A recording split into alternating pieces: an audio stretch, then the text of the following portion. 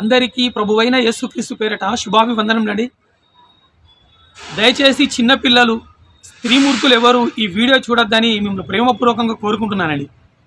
ఇక విషయానికి వచ్చేది ఉంటే, గోపి సనాతన సేన, గోపి సుదర్శన చక్ర అని ఈ 2 ఛానళ్ళు నడుపుచున్న గోపి అనే నంబర్ 1 క్రిమినల్ లంజా కొడుకు గురించి వీటితో పాటు ఇంకొక 7 ఉన్నారండి. వాళ్ళు ఎవరంటే, అభిమన్యు సేన ఛానల్ నడుపుచున్న అభిమన్యు అనే ఈ లంజా కొడుకు గురించి, కాపరి ఛానల్ నడుపుచున్న పృథ్వీరాజ్ అనే లంజా కొడుకు గురించి, అశ్లేష అనే క్రిమినల్ లంజా కొడుకు గురించి, కిరణాస్త్ర ఛానల్ నడుపుచున్న కిరణ్ అనే లంజా కొడుకు గురించి, ధర్మ మార్గం ఛానల్ నడుపుచున్న భాస్కర్ రాజ్ అనే ముసలి లంజా కొడుకు గురించి, మహర్షి అనే లంజా కొడుకు, ధర్మ అనే ఈ లంజా కొడుకులు 8 మంది గురించి మాట్లాడడం కోసం మీ ముందుకు రావడం జరిగిందండి.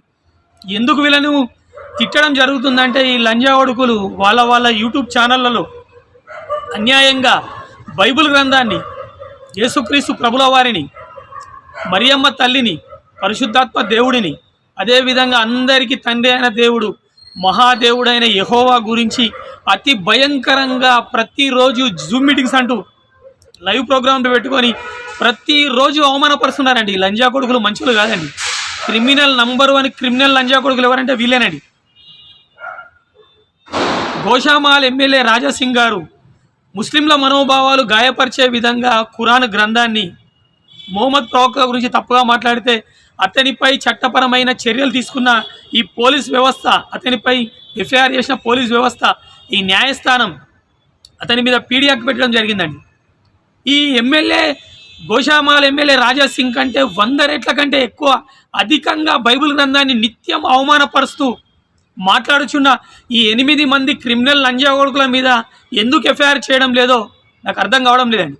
అదేవిధంగా బైరి నరేష్, నాస్తికుడైన బైరి నరేష్ హిందూ సోదరులు ఆరాధించే అయ్యప్ప స్వామి అనే దేవుడి గురించి తప్పుగా మాట్లాడినందుకు అతని పైన ఎఫ్ఐఆర్ చేసి జైలుకు పంపిన ఈ పోలీస్ వ్యవస్థ, న్యాయస్థానం ఈ బైరి నరేష్ కంటే 100 రెట్లు అన్యాయంగా, అతి భయంకరంగా బైబిల్ గ్రంథాన్ని అవమానపరుస్తూ మాట్లాడుచున్న ఈ 8 మంది కలితి లంజా కొడుకుల మీద ఎందుకు కేసు పెట్టడం లేదో అర్థం కావడం లేదండి. ఎందుకు వీళ్ళ గురించి ఈ విధంగా మాట్లాడాలంటే, నంబర్ 1 క్రిమినల్ లంజా కొడుకులు అండి, మంచోళ్ళు కాదండి వీళ్ళు. ఎప్పుడంటే 18వ తారీఖు ఆగస్టు 2024 నాడు వాళ్ళు ఏం తమ్ముళ్ళు పెట్టారో అందరు దయచేసి చూడాలండి. ఎందుకంటే ఆ మాటలు చెప్పడానికి కూడా చాలా బాధ అనిపిస్తుందండి. ఈ లంజా కొడుకులు దొరికేది ఒక్కొక్కరిని కాల్చి పరదెంగాలంత కోపం వస్తుందండి. క్రిమినల్ సాలగాలండి వీళ్ళు. వీళ్ళ తమ్ముళ్ళలో ఓబీసీసీ ఛానల్ హనీ జాన్సన్ ఫోటో పెట్టి మాట్లాడడం జరిగింది. వీళ్ళు 1 గంట 4 నిమిషాల వీడియోలో మాట్లాడితే, ఓబీసీసీ ఛానల్ నడిచిన హనీ జాన్సన్ ఫోటో పెడితే అతని గురించి 1 నిమిషం కూడా మాట్లాడలేదు. అతడి ఫోటో పెట్టింది. సరే, హనీ జాన్సన్ అంటోనికి బుద్ధి లేదు, అజ్ఞాన పాస్టర్. ఎందుకంటే హిందూ దేవుళ్ళని, హిందూ గ్రంథాలను అనేక సార్లు అవమానపరుస్తూ వీడియోలు తీసిండండి. వీళ్ళు నిజంగా వీళ్ళ అవ్వలకు వీళ్ళు నిజంగా వీళ్ళు ఒక్కరికే పుడితే, వీళ్ళు అయ్యా ఒక్కడైతే ఈ క్రిమినల్ లంజా కొడుకులు హనీ జాన్సన్ మీద కేసు పెట్టాలి. హనీ జాన్సన్ మీద ఏం చేయాలంటే కేసు పెట్టాలి, అవన్నీ ఛానల్ మూపియాలి, అతన్ని జైలుకు పంపాలి. అది చేయనికి చేత కాదు, ముఖాలు చూపించడానికి చేత కాదు. ఒక ముసలాడు ఒక్కడే, ఈ భాస్కర్ రాజు గారు ఒక్కడే ముఖం చూస్తాడండి, ఇప్పుడు ముఖం చూపించాడండి. ఈ 7 పిరికి సాలగాలండి వీళ్ళు. వీళ్ళ గురించి ఇప్పటివరకు నేను దాదాపు ఒక 10-15 వీడియోలు నా ఛానల్లో తీయడం జరిగిందండి ఈ క్రిమినల్ సాలగాన్ల గురించి. దీంట్లో వీడు ఎవడండి, వీడు ఈ కిరణ్ గారికి ఫోన్ నంబర్ పెట్టడానికి కూడా ధైర్యం లేని ఆడంగి సాలగాడండి వీడు కిరణ్ గారు. అదేవిధంగా మహర్షి గారికి కూడా ఫోన్ నంబర్ లేదండి. ఈ ధర్మ గారికి కూడా నాకు తెలిసి ఫోన్ నంబర్ లేదు. ఇక మిగిలిన 7 ఎవడు, గోపిగాడు, అభిమన్యు గాడు, కాపరి వాడు, పృథ్వీరాజ్ గాడు, అశ్లేష గాడు, కిరణ్ గాడు, మహర్షి గాడు, ధర్మగాడు, లంజా కొడుకులారా, మీరు ఒక్కరికి పుడితే లంజా కొడుకులారా మీ అడ్రస్లు పెట్టుకున్నారా? నా అడ్రస్ పెడతా, మీరు ముఖాలు చూసి మాట్లాడులరా. 1 నెల రోజులలో చూస్తారా రిజల్ట్ ఏందో. నేను ఇది వాస్తవానికి మీ మీద సుప్రీంకోర్టులో ఉన్నారా కేసు పెండింగ్. ఖచ్చితంగా నాకు న్యాయస్థానం మీద నమ్మకం ఉందిరా. ఖచ్చితంగా మీ మీద ఖచ్చితంగా చట్టపరమైన చర్య తీసుకుంటా. నాకు న్యాయస్థానం న్యాయం చేయకపోతే నేనేందో మీకు చూపిస్తారా. ఒక్కని కూడా వదిలిపెట్టా బిడ్డ, మిమ్మల్ని ఒక్కని కూడా వదిలిపెట్టా. క్రిమినల్ లంజా కొడుకులారా, ఒక్కసారి వీళ్ళ వీడియో విందామండి. వీళ్ళ వీడియో విన్న తర్వాత నేను ఎందుకు ఇంత ఆవేదనగా, ఆవేశంతో మాట్లాడుతున్నాడో మీ అందరికీ అర్థమవుతుందండి.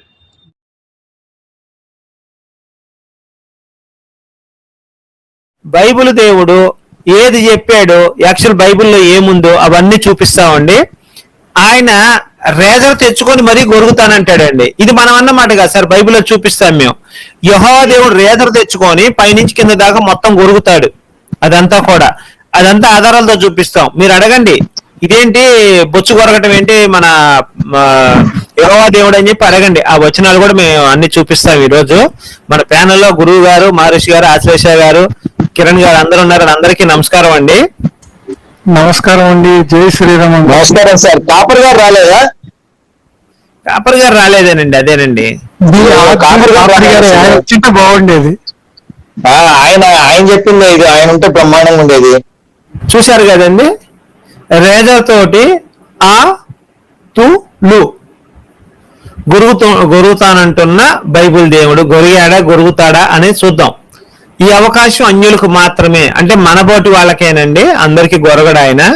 అంటే అన్యులంటే క్రైస్తవులు కాని వాళ్ళ, యూదులు కాని వాళ్ళక అనేది అంశం చూద్దాం ఈరోజు. అసలు బైబిల్లో వివరంగా చూద్దాం. ఫస్ట్ ఏం పెట్టాలంటే, మీరు ఉన్న 10 ప్రశ్నలు అడిగారు కదా, 10వ ప్రశ్న పెట్టండి.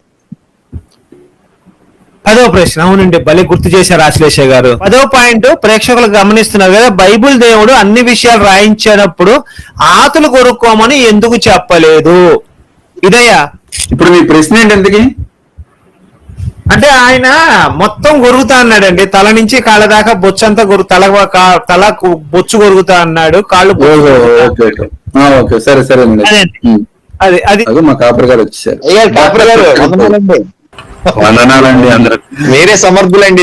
నా అంతటి నేను నేను కొరగలేను అనాలి మీరు. ఇక్కడ చదవండి. ఇక్కడ 7వ వచనం చదవండి. గోపిగా చదువుతారా? నేను చదవమంటారా? మరిన్ని బయట భూమిలో ఉన్న చిగురులాగున నిన్ను వృద్ధిపరిచితిని. నీవు ఎదిగి పెద్దదానవై ఆభరణ భూషితురాలవైతివి.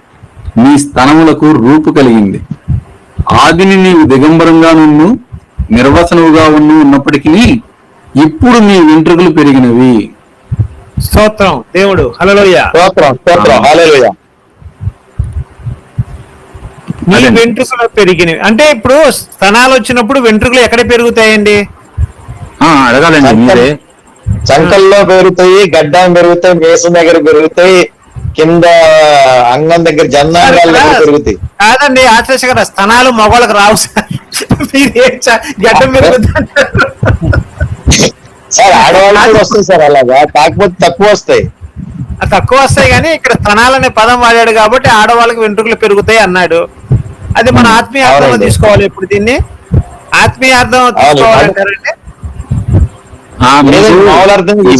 అంటే మనం ఏదైనా తీసుకోవచ్చు అన్నా, ఎలా పడితే అలా తీసుకోవచ్చు, నీకు నచ్చినట్టు తీసుకోవచ్చు. మీకు ఆ దినమున యెహోవా నది అద్దరి నుండి, అంటే యూఫ్రటీస్ అటుపక్క నుంచి కూలికి వచ్చి మంగళ కత్తి చేత, అనగా అష్షూరు రాజు చేత తల వెంట్రుకలు, కాళ్ళ వెంట్రుకలు క్షౌరం చేయిస్తాడట, గురిగి చేస్తాడు. అష్షూరు రాస్తాడు. అలాగే గడ్డం కూడా గీయించేస్తాడు. తల వెంట్రుకలు, కాళ్ళ వెంట్రుకలు క్షౌరం చేయిస్తాడు. కాళ్ళ వెంట్రుకలు క్షౌరం చేయించడం దేనికండి? కాళ్ళ మధ్యలో వెంట్రుకలు చేయించాలి అని మీకు తెలుగులో ఇంతవరకు మీకు తెలియని ఇంకొక విషయం చెప్తాను అన్నమాట. ఓకే, ఇక్కడ ఏమనుందండి? టేక్ ఆఫ్ యువర్ బీడ్స్ అని, ఇంకా హెయిర్ ఆఫ్ యువర్ లెగ్స్ అని ఉంది కదా. ఈ లెగ్స్ అనేది అలంకారంగా చెప్తారు, ఎందుకంటే డైరెక్ట్ గా చెప్పలేట. వేషలు అది ఇది అంటారు కానీ పువ్వులు అని చెప్పి డైరెక్ట్ గా అందు కదండి. సో ఈ టైప్ ఆఫ్ టెర్మినాలజీ ఉందన్నమాట. మరిన్ని కనిపిస్తుంది కదా, మరిన్ని ఆ దినమందు యెహోవా అవతలి జన్మ చేతనన్ను అష్షూరు రాజు చేతనన్ను కూలికి వచ్చిన వాని తల యొక్క ఇన్ను కాలు యొక్క ఇన్ను వెంట్రుకలను క్షౌరపు కత్తి చేత గొరిగించును. మీ అమ్మ ఏం సరి పంచాయతీ మాకు ఈ ఎంటుకలు అయ్యా క్వశ్చన్ అడిగారండి ఆయన 10వ పాయింట్. మరి ఆయన అడిగినప్పుడు అసలు ఉందా లేదా చెప్పాలి కదా. వాళ్ళు ఎలాగో చెప్పారు, అందుకని మనం చెప్తున్నాం. వాళ్ళు చెప్పరు, మనం చెప్తున్నాము ఇంత వివరంగా మూలం దాకా పోయి. అంత కష్టపడుతున్నారండి భూమి గారు, ఆశ్లేష గారిని, నన్ను గోపారని అడిగితే మేము డైరెక్ట్ గా చెప్పేస్తాం కదా. చెప్పేసి కదా. స్టూడెంట్ అంటే ఏంటండి? అభిమన్యు అదే ముందు చెప్పారు కదండి, పువ్వు స్టార్ట్ చేశారు కదా, అర్థమైందిలేండి మాకు. ప్యూడెంట్ అప్పుడు దేవుడైన యెహోవా ఆడవాళ్ళ యొక్క పువ్వు పెరుగుతున్నాడా సార్? అంతేనండి. మగాళ్ళది కూడా అది ఒక తేడా లేదు. మగోళ్ళది ఎందుకులే, మొగోడు చేసుకుంటూ బాగుండదు, కానీ వాడు వచ్చి క్షవరం పని చేస్తున్నాడు. వాడు వచ్చి రోజు రాత్రి ఆడలకి చేయిస్తారు. వెస్ట్రన్ వరల్డ్ లో చూడండి, లేదంటే బొచ్చెడు మనకి తెలుసు కదా, ఏ వెబ్సైట్ లో పోతే ఏం పాలు గీలు కానీ పోయి అవసరం లేదు, జస్ట్ పిలిస్తే చాలు వచ్చేస్తుంది. వాళ్ళందరితో ఎందుకు క్లీన్ షేవ్ చేసుకొని ఉంటారు సార్? మీరు నిజం చెప్పండి. అంటే శిక్ష కాదు, సర్వీస్ చేస్తున్నాడు యెహోవా. అష్షూరు రాజు అనే మంగళ కత్తి చేత, యోధ అంటే మనకి స్త్రీ కదా వాడేది, అందుకని ఇక్కడ ఈ పదం వాడింది పర్టికులర్ గా, ఎస్పెషల్లీ ఉమెన్స్ అన్నారు కదా, అందుకని ఏదేదైతే గొప్పగా ఫీల్ అవుతారో మొత్తం అంతా వీళ్ళ షేమ్ చేస్తున్నారు అన్నమాట, టోటల్ గా పైన కింద కూడా. కిరణ్ గారు అది ఇప్పుడు అది రెండంచులు, ఇప్పుడు బైబిల్ రెండంచులు ఖడ్గం అంటారు కదా, ఇప్పుడు ఆయన తీసుకొచ్చేది మూడంచులు జిలెట్ బ్లేడా? 4 అంచులండి, 3 కాదు. 4 అంచులు జిలెట్ బ్లేడ్ ఇప్పుడు బైబిల్. టోపాస్ కి ఇవ్వాల్సిన గౌరవం మీకు ఇవ్వాల్సిందే, జిల్లెట్ గా టోపాస్ బ్లేడ్. అన్యుండి కాబట్టి యెహోవా వచ్చి గొరుగుతాడు సార్ నాకు. సార్ ఒక పద్యం చెప్పచ్చు ఆశ్లేష గారు? చెప్పండి. కాదండి, నాకు నిజంగా నిన్నదాకా డౌట్ ఉండేదండి, మహర్షి గారు అండ్ ఆశ్లేష గారు ఎందుకు రా పొద్దున్న ఇవ్వగానే మొత్తం క్లీన్ అయిపోతుంది అని చెప్పి, ఇప్పుడు క్లారిటీ వచ్చింది. అలాగా సార్, చెప్పండి. పద్యం చెప్తున్నారు మహర్షి గారు, పద్యం చదవండి. ఎరుంగాని భారతీయులకు యెహోవానే వచ్చి గొరుగగా అని చెప్పి అది చెప్పొచ్చు అంటున్నాను నేను. కరెక్ట్. చదవండి సార్. కాపరి గారు అన్యులకు గొరుగుతాడు కదా. ఇక్కడ యూదులకేనండి వేస్తుంది, అన్యులకనే కాదు. యూదులకి ఇక్కడ యోధాకే కదా వేసేస్తుంది. లేదా గొరిగే సర్వీస్ అందుతుందా లేదా చెప్పండి. ఏమోనండి, మీరు అడిగితే కాదని ఎందుకంటాడు? మీరు ఒకసారి యూదులు అయిపోండి, గొరిగేస్తాడు మీకు. మీరు ఆత్మీయంగా ఇజ్రాయెల్ అయిపోండి. అట్లా అయిపోవాలంటారా? లేకపోతే అన్యులకు గొరగడా? ఏమోనండి, తెలియదు, మనకు తెలియదు. కత్తి మాత్రం మిమ్మల్ని కత్తిగా వాడచ్చు కావాలనుకుంటే. ఫ్రెండ్ ఒకడు వచ్చాడు, చాలా రోజుల తర్వాత చూసాను, 10 సంవత్సరాల తర్వాత చూశాను. ఎప్పుడో స్కూల్లో ఉన్నప్పుడు చూశాను, ఇంజనీరింగ్ కాలేజీలో ఉన్నప్పుడు చూసాను లాస్ట్, నేను చదువుకునేటప్పుడు. అయితే ఏమైందంటే వాడి పాదాల దగ్గర ఇంత జుట్టు ఇట్లా ఉంది, జుట్టు ఉందన్నాడు పాదాల దగ్గర, ప్యాంట్ వేసుకుని ఉన్నాడు, జుట్టు ఉంది. ఏంద్రా బాబు అంటే ఆ కింద జుట్టే కాళ్ళ మధ్య మోకాళ్ళు దాటి పాదాల దగ్గరకు వచ్చిందంటే గొరుక్కోరా అంటే లేదురా గొరుక్కోకూడదు మేము అని చెప్పాడండి. అప్పుడు నేను నమ్మలేదు. అవగాహన ఉంటాయా? వాడు చెప్తున్నాడు మరి పేర్లు అవి పడితే ఎట్లారా అంటే దానికోసమే రోజు నేను ఇదంతా కదండి, అదేంటి మన వేప నూనె రాస్తుంటాడంట. సారీ సార్ వలివెల నూనె రాస్తుంటాడు, మరి పేర్లు అలా పట్టకుండా ఏం చేస్తారంటే మల్లె పూలు, సన్నజాజి పూలు అలాంటి చుడతా ఉంటాడంట జుట్టుకి. ఎందుకు సార్ బైబుల్ కనుక అక్కడ తీసుకెళ్లి పెడితే పేలాలు మాడిపోయినట్టు మాడిపోతాయి పేలన్నీ కూడా. జస్ట్ బైబుల్ వేసాయా బైబిల్లో ఆ విషయాలు ఏందయ్యా అంటే దేవుడు ఆతుల గురించి చెప్పలేదు అని నేను చాలా బాధపడ్డాను. అవి కూడా చెప్పేశాడు మన యెహోవా దేవుడు, చేస్తానని కూడా చెప్పాడండి. హ్యాపీ దేవుడు బైబిల్లో ఉన్నదండి, బైబిల్ మహాజ్ఞాన గ్రంథం కాదు గోపి గారు, బైబుల్లో లేని దరిద్రం లేదని చెప్పి ఈ దరిద్రాలు ఉన్నాయా అని అడుగుతారండి మీరు. మరి మరి అన్యులమైన మాకు కూడా పెరుగుతున్నాయి కదండి, మరి మేము తీసుకోవాలా ఉంచుకోవాలా లేకపోతే యెహోవాని వచ్చి మాకు కూడా చేస్తాడా? ఆశ్లేష గారు, మీ కామెంట్ లో ఎప్పుడన్నా ఎవరన్నా చెప్పారా నీకు దేవుడు తీర్పు తీరుస్తాడని? చాలా మంది చెప్పారు. మరి ఆయన దేంతో తీరుస్తాడండి? తీర్పు దేంతో తీరుస్తాడు? ఖడ్గంతో. అది వాడి ఖడ్గమా, వాడి అయిన ఖడ్గమా కాదా? వాటి ఖడ్గంతో వచ్చిన గొరుగుతాడా ఇది కొంప నుంచి? వై నాట్ అండి? మీకు అర్థం కావట్లే ఆశ్లేష గారు, సృష్టిలో అత్యంత బలవంతుడు. మీరు వై నాట్ అనకండి అయ్యా, ఏదో గుర్తొస్తుంది. అనుకుంటా సృష్టిలో అత్యంత బలవంతుడు రెండంచుల ఖడ్గం తీసుకొని మీ దగ్గర వచ్చి అక్కడ కత్తి పెట్టాడంటే మీ పరిస్థితి ఏంటో ఆలోచించండి. అమ్మో మొత్తం సెట్ కాదు, సెట్ తెగిపోయింది అని భయం వేస్తుంది నాకు. ఆ, భయానికి వాంతే ఒలివకాయలు బయటపడతాయి నాకైతే. నిజం సార్, నిజం. మొత్తానికి యెహోవా ఆతులు కొరుకుతాడు అని అందరికి చెప్పారు మీరు. చాలా ధన్యవాదాలు అయ్యారు. విన్నారు కదండి, ఈ 8 మంది లంజా కొడుకులు ఎంత అన్యాయంగా యెహోవా దేవుడి గురించి అవమానపరుస్తూ మాట్లాడుచున్నారో ప్రతి ఒక్కరు విన్నారండి. ఇప్పుడు హిందూ సోదరులు ఆరాధించే ఏ దేవుడి పేరైనా పెట్టి అదే తమ్నీల్ పెడితే ఎంత బాధ్యత అండి హిందూ సోదరులకు? ప్రపంచం మొత్తంలో హిందువులు ఎంతమంది ఉన్నారంటే 100 కోట్ల మంది అండి. మరి యెహోవా దేవుని ఆరాధించే వాళ్ళు ఎంతమంది ఉన్నారు ప్రపంచం మొత్తంలో అంటే 600 కోట్ల కన్నా అధికంగా ఉన్నారండి. ఎందుకు 600 కోట్లు అంటే ప్రపంచంలో ఉన్న క్రైస్తవులు అందరండి. 33% ఉన్న క్రైస్తవులు, 26% ఉన్న ముస్లిం సోదరులు, ఇజ్రాయెల్ ప్రజలు, యూదులు అందరూ దేవుణ్ణి యెహోవాను దేవాది దేవుడు మహాదేవుడు లెక్క యాక్సెప్ట్ చేస్తారండి. ఎందుకు చెప్తున్నా అంటే ముస్లిం సోదరులు వాళ్ళు అబ్రహాము దేవుడు, ఇస్సాకు దేవుడిని యాక్సెప్ట్ చేస్తారు. ఆదాము అవ్వల నుంచి వెళ్ళే ఈ సృష్టి ప్రారంభమైంది. ఈ ఆదాము అవ్వలను చేసిన దేవుడు నిజమైన దేవుడు అని వాళ్ళు ఒప్పుకోవడం జరుగుతుందండి. యెహోవాకి ఎన్నో పేర్లు ఉన్నాయండి. ఈ రోమన్ క్యాథలిక్ సోదరులైన యావే అని పిలుస్తారు, మేమందరం యెహోవా అంటాం. ముస్లిం సోదరులు అల్లా అని పిలుస్తారు. ఈ ఎవరు పిలిచినా యెహోవా అంటే ఉన్నవాడండి, రూపము లేనివాడు, నిరంతరం ఉండేవాడు, ఈ అనంత విశ్వాన్ని కలిగించి నడిపించే ఒక సుపీరియర్ పవర్ అండి దేవుడు. దేవాది దేవుడు మహాదేవుడు యెహోవా 600 కోట్ల మంది విశ్వసించే ఒక మహనీయుడు. అలాంటి ఉన్నతుణ్ణి పట్టుకొని అవమానపరుస్తారా? కలికి లంజా కొడకల్లారా, ఒక్కొక్కరిని లంజా కొడకలారా కాల్చి పరదెంత సాలేగన్లారా, యెహోవా జోలికి రాకుండా మీ దేవుళ్ళ గురించి ఎవడైనా తప్పుగా మాట్లాడితే పని తన్నులరా ఇంటికి పోయి. మీరు నిజంగా మొగోళ్ళు అయితే మాడా లంజా కొడుకులారా, ముఖం చూయించడానికి చేత కానీ గాండు లంజా కొడుకులారా, కోసి పరదెంత మీ అడ్రస్లు పెట్టుకుని లంజా కొడుకు వస్తా నేను, లేకుంటే నా అడ్రస్ పెడతారు రాలరా మీరు మొగోళ్ళు అయితే. కానీ మీ ఫోటో మీ వీడియో తీయలరా, ఒకటి మీ ముఖాలు చూయించుకుంటా వీడియోలు తీయలి, మీ అడ్రస్లు పెట్టి తీయలరా, అప్పుడేందో చూపిస్తారా నేను. ముఖం చూయించడానికి చేత కానీ పిరికి సాలగలరా, మీరు యెహోవా దేవుని తిడతారా లోఫర్ లంజా కొడుకల్లారా. ఒకసారి మనం చూద్దామండి ఈ సాలగాలు ఏమేమి టాపిక్ తీసుకున్నా అంటే యెహెజ్కేలు గ్రంథం నుంచి వెళ్ళి కొన్ని వచనాలు, యెషయా గ్రంథం నుంచి వెళ్ళి కొన్ని వచనాలు, లూకా నుంచి వెళ్ళి, లేవీకాండం నుంచి వెళ్ళి, ఈ 4 పుస్తకాల నుంచి వెళ్ళి తీసుకొని మాట్లాడడం జరిగిందండి. నోరెత్తితే అబద్ధాలు, నోరెత్తితే బైబిల్ను వక్రీకరించడమే, ఒక్కటి చక్కగా చెప్పారండి. ఎందుకంటే వంకరగా పుట్టిన లంజోడుకులు వీళ్ళు, సక్రమంగా పుడితే సక్రమంగా మాట్లాడతారు. కలితీ లంజోడుకులు కాబట్టి కలితీ మాటలు మాట్లాడతారు బైబిల్ గ్రంథాన్ని యెహోవా దేవుడు. యెషయా గ్రంథం 61:1-2, అదేవిధంగా లూకా 4:16-20 ఏంటంటే యెహోవా అనే పేరు గురించి ప్రస్తావించింది.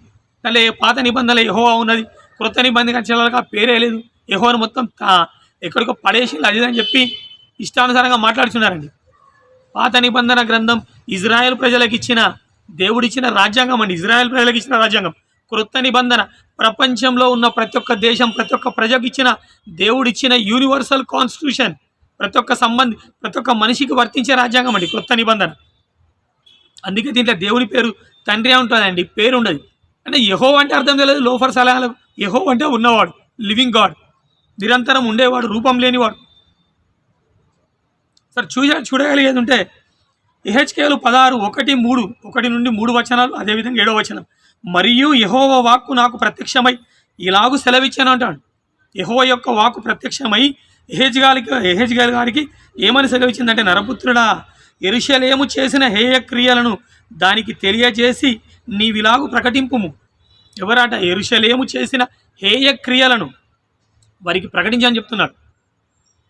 ఎక్కడో ఈజిప్ట్ దేశంలో బానిసలు లెక్క ఉన్న వాళ్ళను ఆ దేశ బానిస సంఖ్యల నుంచి వెళ్ళి తెంపి వాళ్ళని అక్కడి నుండి వెళ్ళి తీసుకొచ్చి ఇజ్రాయెల్ అనే ఒక మంచి దేశాన్ని, వాళ్ళకు పాలు తేనెలు ప్రవహించే ఇజ్రాయెల్ను పాలస్తీనా దేశాన్ని వాళ్ళకి ఇచ్చి వాళ్ళని ఎంతో ఉన్నతమైన స్థితికి తీసుకెళ్ళి ప్రపంచంలో వాళ్ళకు మంచి పేరు ప్రఖ్యాతలు తీసుకొచ్చిన తర్వాత ఆ ఇజ్రాయెల్ ప్రజలందరూ, ఈ 12 గోత్ర ఇజ్రాయెల్ ప్రజలందరూ దేవుని మీద తిరుగుబాటు చేసినప్పుడు రాయించబడ్డ సందర్భాలండి ఇవన్నీ.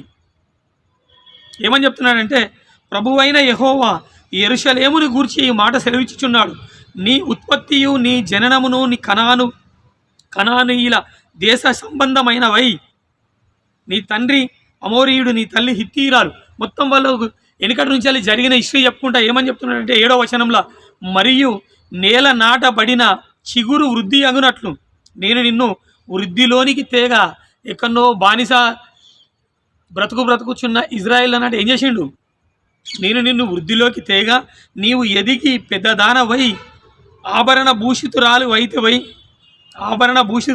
వైతివి దిగంబరివై వస్త్రహీనముగానున్న నీకు స్తనములు ఏర్పడెను వెంట్రుకలు పెరిగానని చెప్పే పదం ఉన్నది.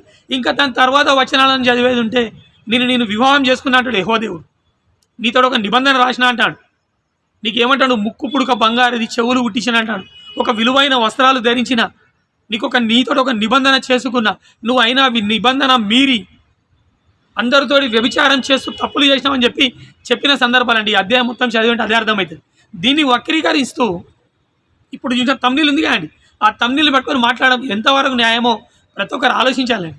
వాళ్ళ దీన స్థితి నుంచి వెళ్ళి దేవుడు ప్రపంచంలోనే ఎంతో ఉన్నతమైన స్థితికి ఇజ్రాయెల్ ప్రజలను తీసుకొస్తే ఆ మూర్ఖపు ఇజ్రాయెల్ ప్రజలందరూ దేవుని మీద తిరుగుబాటు చేసి ఎన్నో పాపాలు అన్యాయాలు అక్రమాలు చేస్తే దేవుడు వాళ్ళతో కోపం కొద్దీ రాయించిన మాటలండి.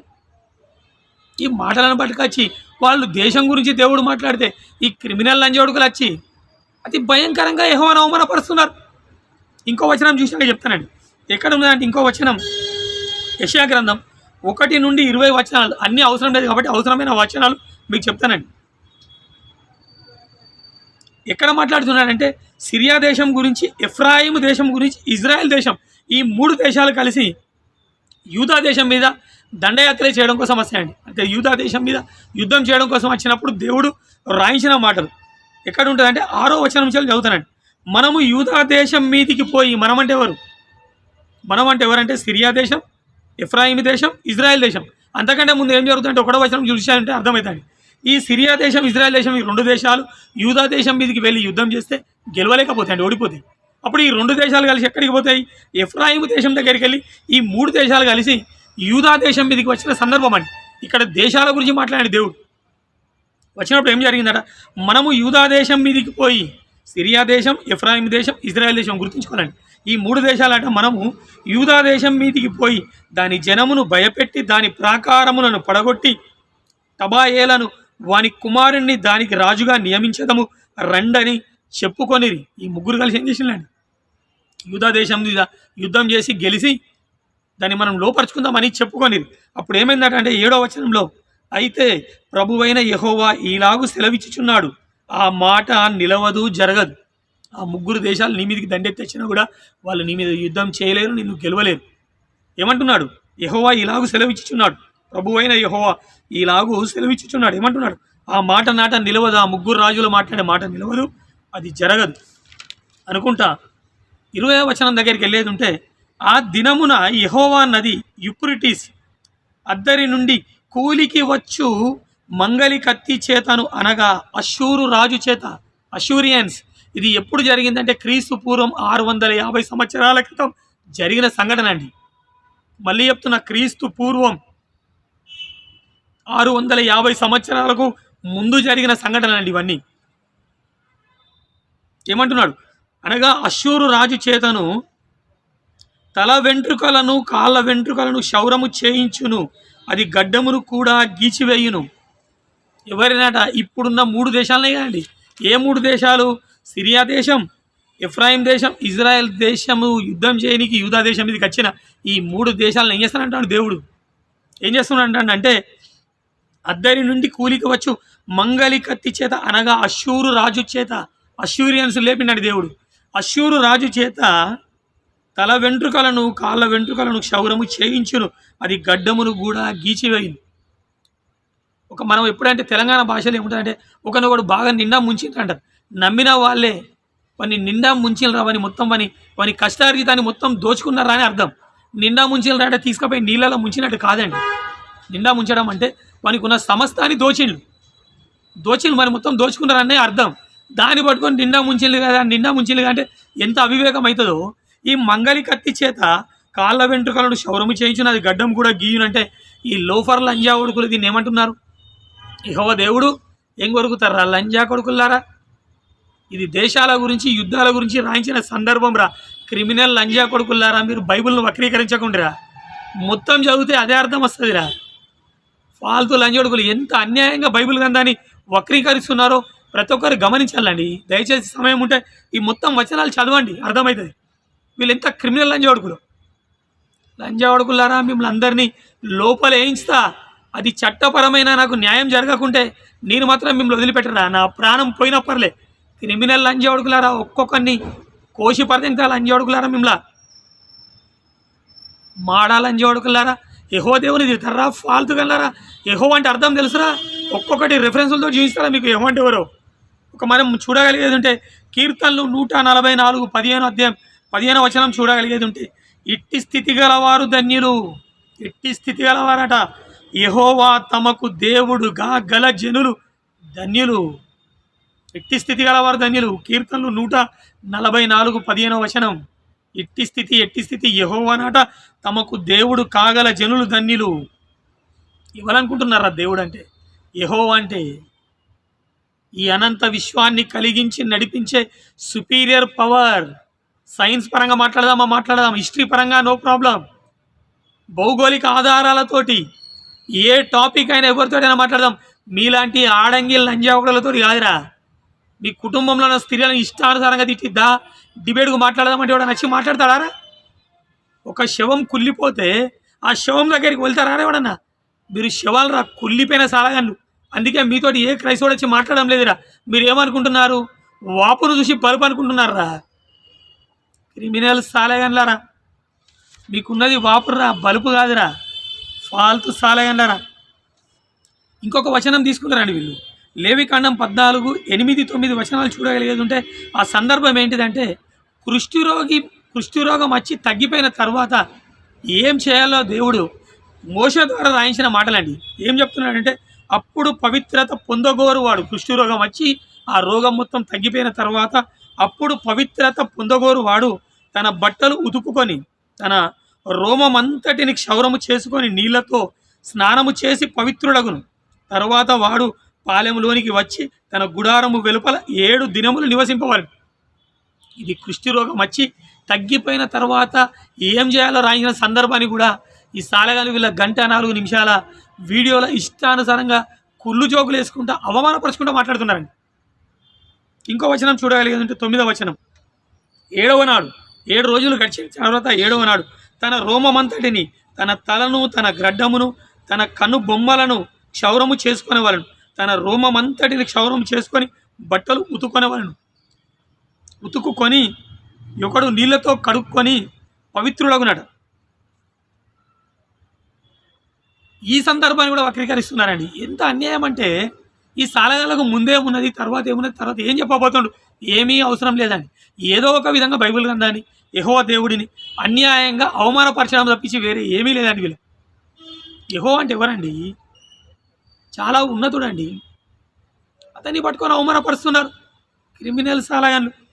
నిర్గమకాండం 3వ అధ్యాయం 13 14 వచనాలు యెహోవా యొక్క క్యారెక్టర్ చూడగలిగేది ఉంటే, మోషే చిత్తగించుము, నేను ఇజ్రాయేల్ యొద్దకు వెళ్ళి వారిని చూచి మీ పితరుల దేవుడు మీ యొద్దకు నన్ను పంపెనని వారితో చెప్పగా వారు ఆయన పేరేమని అడిగిన ఎడల వారితో నేను ఏమి చెప్పాలని దేవుణ్ణి అడిగాను.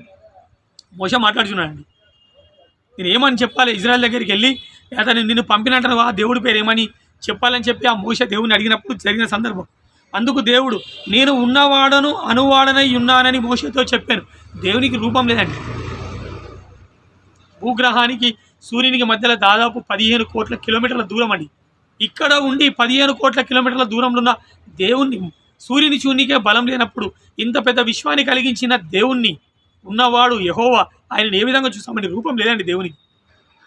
అందుకేమంటాడు, నేను ఉన్నవాడను అనువాడనై ఉన్నానని మోషేతో చెప్పాను. మరియు ఆయన ఉండు అనువాడు మీ యొద్దకు నన్ను పంపానని నీవు ఇజ్రాయేలీలతో చెప్పవలెను. ఆయన పేరు ఉన్నవాడండి, నిరంతరము ఉండేవాడు, రూపం లేనివాడు యెహోవా. యెషయా 6:2-3 వచనాలు చూడగలిగేది ఉంటే, 6వ అధ్యాయం 2-3. ఆయనకు పైగా సెరూపులు అంటే మహాదూతలు నిలిచియుండిరి, ఒక్కొక్కరికి 6 రెక్కలుండెను. ప్రతి వాడు 2 రెక్కలతో తన ముఖమును, 2 తన కాళ్ళను కప్పుకొనుచు, 2 ఎగురుచు.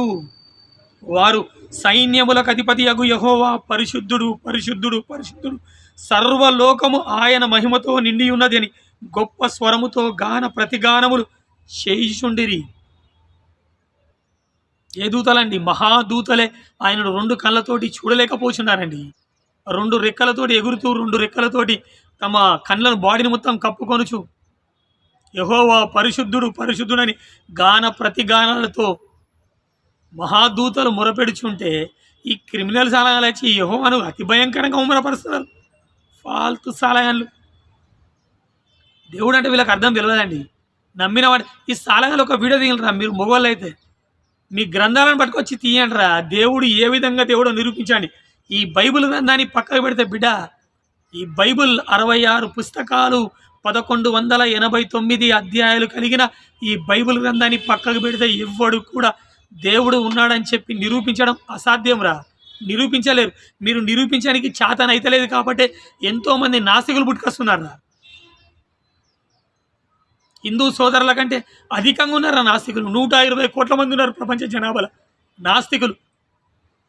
వాళ్ళకు ఉన్నారని చెప్పి నిరూపించి మీ గ్రంథాల గొప్పతనం చెప్పనీకి చేతగాని క్రిమినల్ సాలేగనలారా.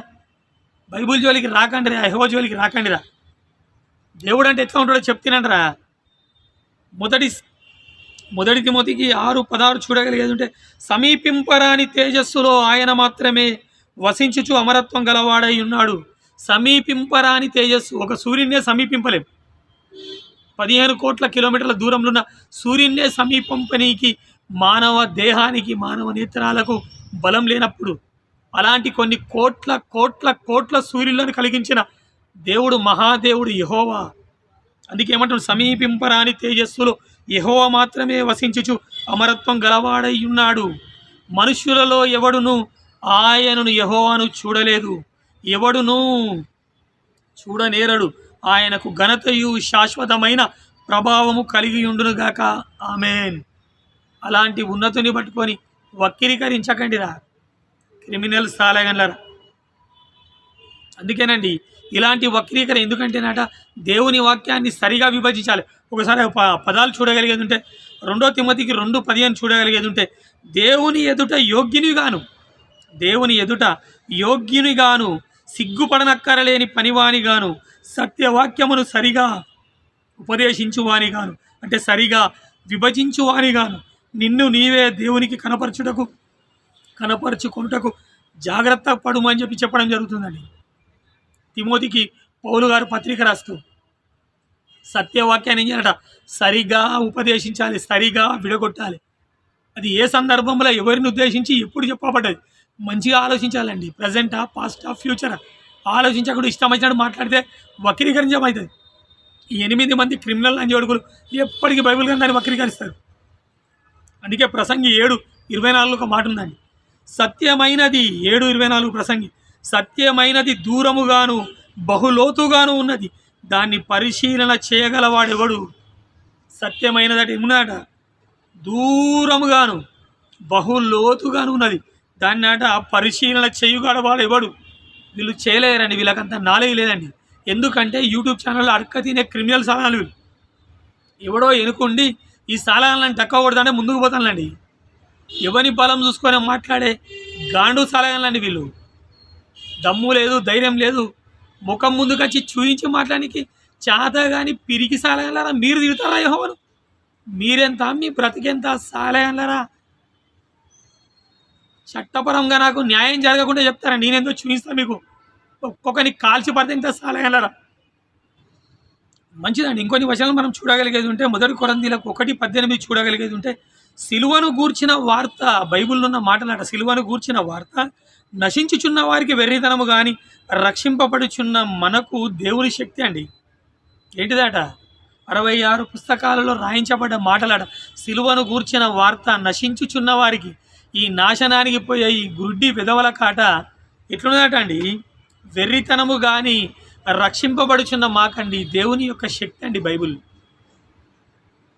ఇంకో వచనం 2 కొరింథీయులకు 4:4 చూడగలిగేది ఉంటే, దేవుని స్వరూపి అయి ఉన్న క్రీస్తు మహిమను కనపరచు సువార్త ప్రకాశము వారికి ప్రకాశింపకుండు నిమిత్తం ఈ యుగ సంబంధమైన దేవత అవిశ్వాసులైన వారి మనోనేత్రములకు గుడ్డితనము కలుగజేశాను. ఈ గుడ్డి సాలయాలండి అంతరంగానికి పట్టింది గుడ్డితనం. ఈ గుడ్డి సాలయాలకు బైబిల్ ఇప్పుడు కాదు, ఎప్పుడు అర్థం కాదండి. ఎందుకు అర్థము కాదు అంటే, దేవుడు ప్రేమ స్వరూపి అండి. ప్రేమ లేనివాడు దేవుణ్ణి తెలుసుకునుట అసాధ్యం. ప్రేమ ఉండాలి కదండి. ఏదో హిందువుల పక్షాన పోరాటం చేస్తున్నాం, హిందువుల దేవుల కోసం ఏదో చేస్తున్నామని దొంగ మాటలు మాట్లాడుతున్నారండి. హిందువులకు పైసా పనిచేయారండి క్రిమినల్ సాలయాన్లు. తెలంగాణలో అండి 2620 వైన్సులుంటే దాదాపు 1,00,000 బెల్ట్ షాపులు నడుస్తున్నాయండి. 3800 బార్ అండ్ రెస్టారెంట్లు ఉన్నాయి. ఒక్కళ్ళు టైం పాటించారండి.